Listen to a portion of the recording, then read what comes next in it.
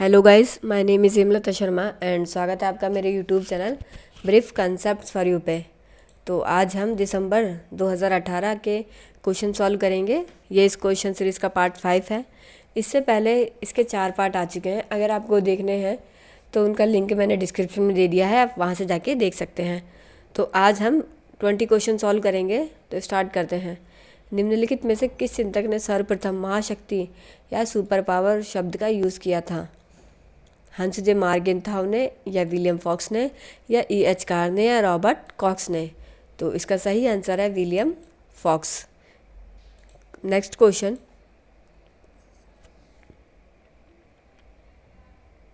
निम्नलिखित में से कौन सा कथन गलत है? ठीक है।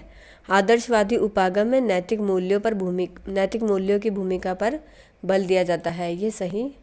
आदर्शवाद अनिवार्यतः उदार अंतर्राष्ट्रीयवाद का एक परिवर्ती है, ये भी सही। आदर्शवाद का लक्ष्य अंतर्राष्ट्रीय कानून द्वारा अंतर्राष्ट्रीय व्यवस्था में सुधार करना है, ये सही। आदर्शवाद उदारवाद का सहविस्तृत है, ये गलत। तो इसका सही आंसर है 4। नेक्स्ट क्वेश्चन,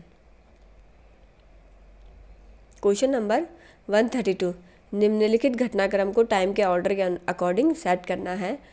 तो पहले जो न्यूरमबर्ग और टोक्यो ट्रायल है, जिसमें क्या हुआ था कि ये सेकेंड वर्ल्ड वॉर के बाद जो विजय कंट्री थी, जिन्होंने सेकेंड वर्ल्ड वॉर जीता था, जिसमें कि फ्रांस, ब्रिटेन, संयुक्त राज्य अमेरिका और सोवियत संघ, जिन्होंने मिलकर युद्ध अपराध और दूसरे युद्धकालीन अत्याचारों के खिलाफ मुकदमा चलाने के लिए एक अंतर्राष्ट्रीय आपराधिक न्यायालय की स्थापना की। ठीक है। तो इन चारों कंट्रीज़ ने मिलकर क्या किया? जर्मनी के नूरनबर्ग में अंतर्राष्ट्रीय सैन्य न्यायाधिकरण इंटरनेशनल मिलिट्री ट्रिब्यूनल की स्थापना की। तो फिर इसके बाद ईरान में इस्लामिक क्रांति हुई, जो कि 1978 में हुई। तो उस समय जो ईरान में शासक थे, शाह मोहम्मद रेज़ा पहलवी, उनकी सत्ता थी, जिसे उखाड़कर अयातुल्ला रूहुल्लाह खुमैनी के नेतृत्व में वहाँ के इस्लामवादी और वामपंथी और स्टूडेंट जो यूनियन है, उन्होंने इनका साथ दिया। फिर इसके बाद गोरबाचेव को CPSU का महासचिव नियुक्त किया गया, जो कि 1978 में। फिर औपचारिक रूप से शीत युद्ध की समाप्ति हेतु CSE की बैठक जो हुई, वो 1990 में पेरिस में हुई। ठीक है। तो इस हिसाब से इसका आंसर होगा 1। नेक्स्ट क्वेश्चन 134, जिसमें हमें एक तरफ से बुक्स दी हुई है और दूसरी तरफ उनके राइटर। तो द 20 ईयर क्राइसिस 1919-39। तो इसके राइटर है E.H. कार, जिसमें कि आदर्शवाद के बारे में बताया है। ठीक है। The analysis of international relations, जो कार्ल ड्यूश की बुक है। इम्पीरियलिज्म आई स्टडी, जो कि J.A. हॉब्सन ने लिखी है। New colonialism the last stage of imperialism, क्वामे Nkrumah. तो इसका सही आंसर है 1। क्वेश्चन नंबर 135, निम्नलिखित में से कौन सा कथन अमेरिका की थामने की नीति के संबंध में गलत है? नीति का लक्ष्य सोवियत प्रभाव को थामना था, ये बिल्कुल सही है। अमेरिका ने विदेशी सहायता का उपयोग थामने के साधन के रूप में किया था, ये भी सही। इस नीति का उद्देश्य केवल पूर्वी यूरोप में सोवियत प्रभाव को रोकना था, ये गलत। थामने के इस उद्देश्य की प्राप्ति हेतु कूटनीति तथा सैन्य हस्तक्षेप का भी उपयोग किया गया था, ये भी सही। तो इसका सही आंसर है 3, क्योंकि पूर्वी यूरोप पहले से ही सोवियत के प्रभाव में था। ठीक है। नेक्स्ट क्वेश्चन 136,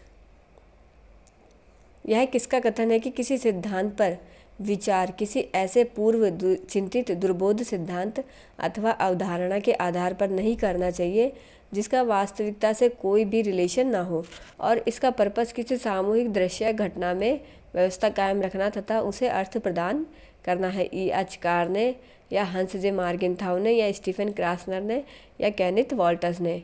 तो इसका सही आंसर है हंस जे मार्गेंथाउ, जिन्होंने रियलिज्म की अवधारणा को बताया था। क्वेश्चन नंबर 137, तो एक तरफ हमें संधि दी हुई है, दूसरी तरफ उनके ईयर्स दिए हुए हैं। ठीक है। तो व्यापक शस्त्र परीक्षण प्रतिबंध संधि CTBT जो कि 1996 में हुई। इसके बाद प्रक्षेपास्त्र रोधी मिसाइल ABM संधि जो कि 1972 में हुई। सामरिक हथियार कटौती संधि फर्स्ट स्टार्ट वन जो कि हुई 1991 में। सामरिक आक्रामक हथियार कटौती संधि SOT 2002। तो इसका सही आंसर है 3। क्वेश्चन नंबर 138, रिक्ति पूर्व प्री एम्पिटिव रणनीति डिप्लोमेसी के बारे में निम्नलिखित में से कौन सा कथन गलत है? यह रणनीति युद्ध रोकने के लिए तैयार की गई थी, ये सही। यह रणनीति दुर्जन शासन से मिलने वाली धमकी से संबंधित है, ये सही है। रणनीति किसी संभावित आक्रामक के बलवती होने से पूर्व आक्रमण का अनुमोदन करती है। यह रणनीति संयुक्त चार्टर के अनुरूप है, ये गलत। तो इस तरह से इसका सही आंसर होगा 4। तो ये जो डिप्लोमेसी थी रिक्ति पूर्व प्री एम्पिटिव, ये सही UNO के चार्टर के अनुरूप नहीं थी, ठीक है। क्वेश्चन नंबर 139, निम्नलिखित में से कौन सा देश अरब स्प्रिंग 2011 के पश्चात पॉलिटिकल वायलेंस का साक्षी नहीं रहा? ट्यूनीशिया, मिस्र, लीबिया या सऊदी अरब? तो इसका सही आंसर है सऊदी अरब। तो अरब जो स्प्रिंग है, अरब स्प्रिंग जो हुई सबसे पहले ट्यूनीशिया में हुई 2010 में, ठीक है। तो लोकतंत्र की डेमोक्रेसी की स्थापना के लिए प्रारंभ होने वाली जो मूवमेंट है, आंदोलन है, उसे ही अरब स्प्रिंग कहा जाता है, ठीक है। ये जो आंदोलन है वो अरब कंट्रीज़ में हुई और मिस्र और लीबिया में पुरानी सत्ता को उखाड़ दिया गया और सीरिया, यमन और बहरीन, इन तीनों में अभी भी इम्बैलेंस की सिचुएशन बनी हुई है, लेकिन जो सऊदी अरब है वो इसके इम्पैक्ट से बच गया। क्वेश्चन नंबर 140, सीरियाई सिविल युद्ध में संयुक्त राष्ट्र की भूमिका के संबंध में निम्नलिखित में से कौन सा कथन सही है? अरब स्प्रिंग के बाद 2011 में UNO ने सीरिया में हस्तक्षेप किया। सीरियाई सेना के लिए हिज़्बुल्लाह के समर्थन के पश्चात संयुक्त राष्ट्र संघ ने 2003 में पुनः हस्तक्षेप किया। 2013 में दमास्कस में हुए सारी नर्व गैस हमले के पश्चात UNO ने रासायनिक हथियारों को नष्ट करने के लिए मतदान किया था। संयुक्त राष्ट्र संघ सीरिया के रासायनिक हथियारों के जखीरों को नष्ट करना चाहता था, परंतु उसे नष्ट करने के लिए कोई समय सीमा तय नहीं की गई। तो इसका सही आंसर है 3। दमास्कस जो है वो सीरिया की कैपिटल है। क्वेश्चन नंबर 141, किसने कहा है कि हमें विश्व के सबसे बड़े लोकतंत्र के साथ बुद्धिमत्ता से पेश आना चाहिए, क्योंकि हमें भारत को सहयोग देने के लिए कड़ा परिश्रम सतत रूप से करने की आवश्यकता है। हालांकि हम पाकिस्तान में अपने मित्रों की अपेक्षा भी हमें नहीं करनी है। निकोलस बर्नस ने, कॉलिन पॉवेल ने, या डेविड सी मलफोर्ड या हेनरी किसिंजर? तो इसका सही आंसर है 2, Colin Powell. Question number 142, PV Narasimha Rao ने लुक ईस्ट पॉलिसी को पहली बार कब पेश किया? सितंबर 1994 में अपने व्याख्यान द्वारा सिंगापुर में, जनवरी 1992 में जब भारत आसियान का क्षेत्रीय भागीदार बना, 1995 में आसियान के पूर्ण वार्ता भागीदार के रूप में भारत का स्थान ऊंचा होने के अवसर पर, या 1995 या 96 के लिए विदेश मंत्रालय के वार्षिक प्रतिवेदन के माध्यम से? तो इसका सही आंसर है 1।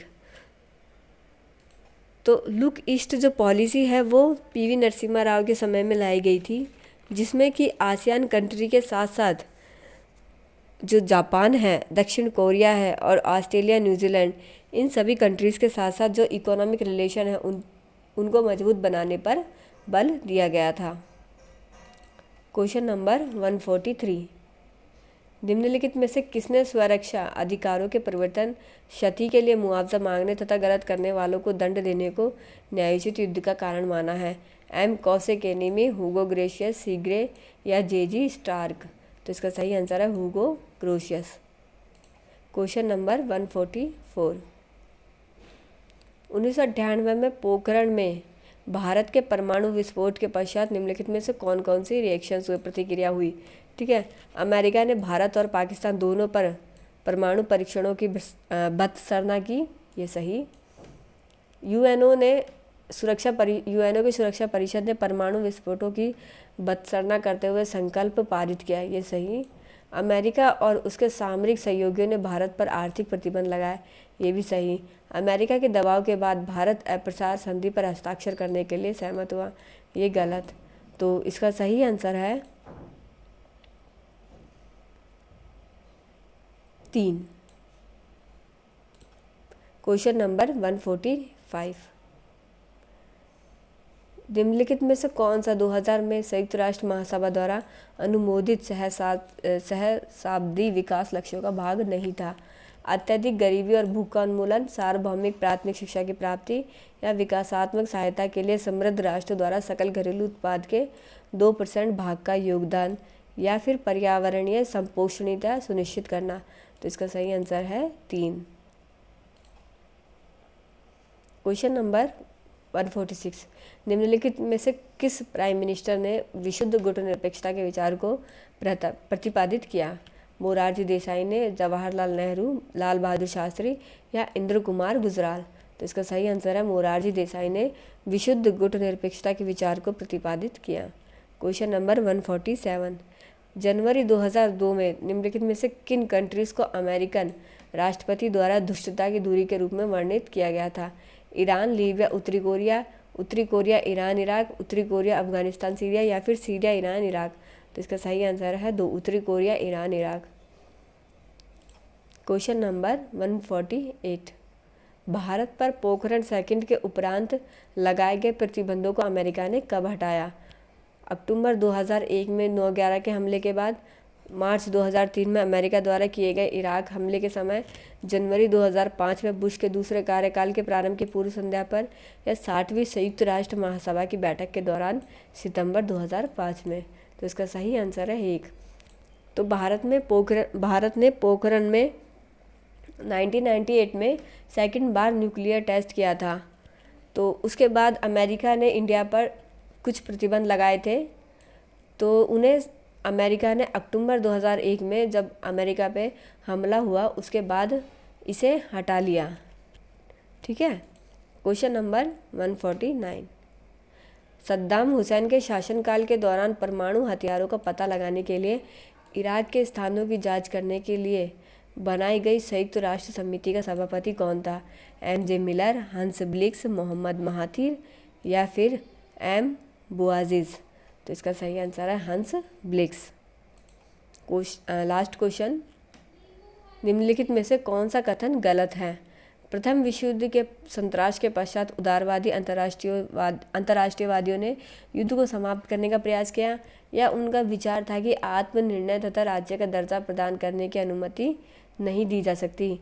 उनका विश्वास था कि शक्ति संतुलन से सामूहिक सुरक्षा का मार्ग प्रशस्त होगा, या फिर उनका यह भी विश्वास था कि कूटनीति को सर्वसम्मति द्वारा प्रतिस्थापित किया जाएगा? तो इसका सही आंसर है 2। अगर आपको वीडियो पसंद आया हो तो प्लीज़ लाइक कीजिए, शेयर कीजिए और चैनल को सब्सक्राइब करना ना भूलें।